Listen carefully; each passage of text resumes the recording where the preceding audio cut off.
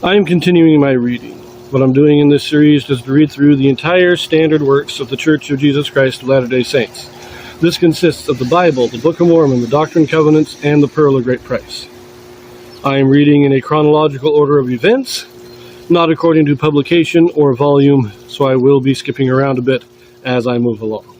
So we just finished a few chapters in Isaiah that seem to have been written during the time of the reign of Ahaz, which is where we're at in our timeline.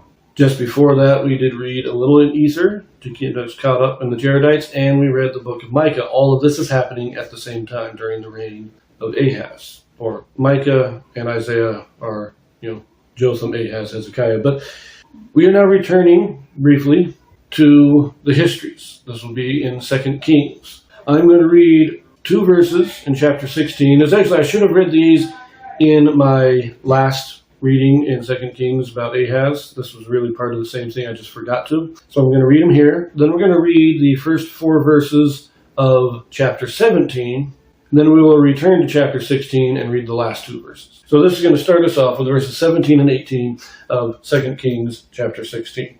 Now remember, at this time, Ahaz made his alliance with Assyria so that they would help defend him against Israel and Syria. So when he went up to meet with Assyria, he saw an altar that he liked, got the pattern of it, brought it down, had him make him a new altar in the temple. And that's where we're going to pick this up here. Verse 17.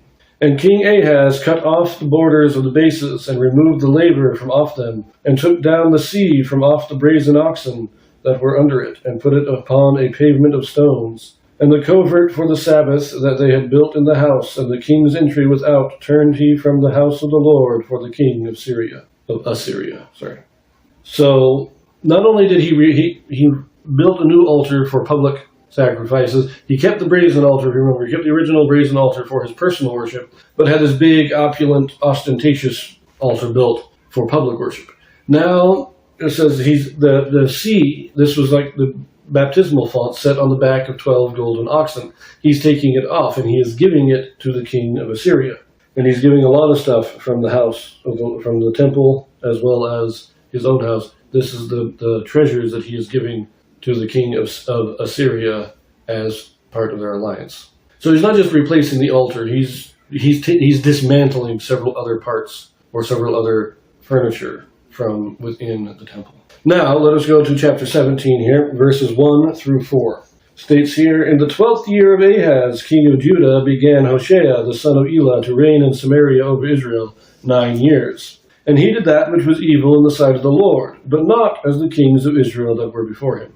So this is, remember, Ahaz reigns for 16 years. In the 12th year, according to this, Hoshea kills Pekah and takes over. The timing of this is somewhat questionable, but right here, I like this, that he was evil, but not like unto the kings of Israel, meaning he didn't worship the golden calf. Now, exactly what was his wickedness? It doesn't state. It just says he was evil, but he wasn't evil in the same way. I find that interesting. But, remember, this is taking place in the last 4 years of King Ahaz in Judah. So, here we go. Verse 3.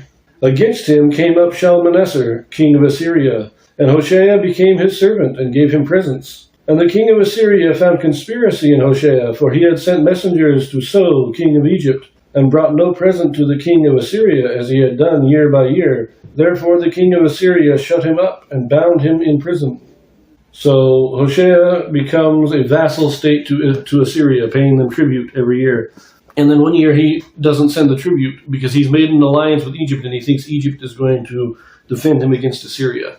And Shalmaneser, the king of Assyria, says, no, you didn't send us the tribute, now we have to come in and destroy you. And they come in and they capture Hoshea, throw him in prison. And this is all about the end of the reign of Ahaz in Judah. And this will also be the time that, Micah was prophesying, Isaiah has been prophesying here.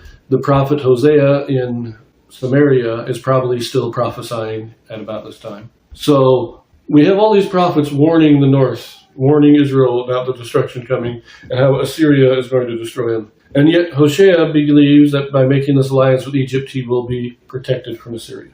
We can see the lack of faith here. So let us now return to chapter 16, reading the last 2 verses, verses 19 and 20. It says here, Now the rest of the acts of Ahaz which he did, are they not written in the book of the Chronicles of the Kings of Judah?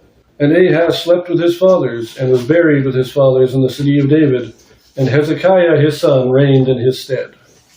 But that's the end of Ahaz. We are now moving into Hezekiah, probably definitely one of the greatest kings.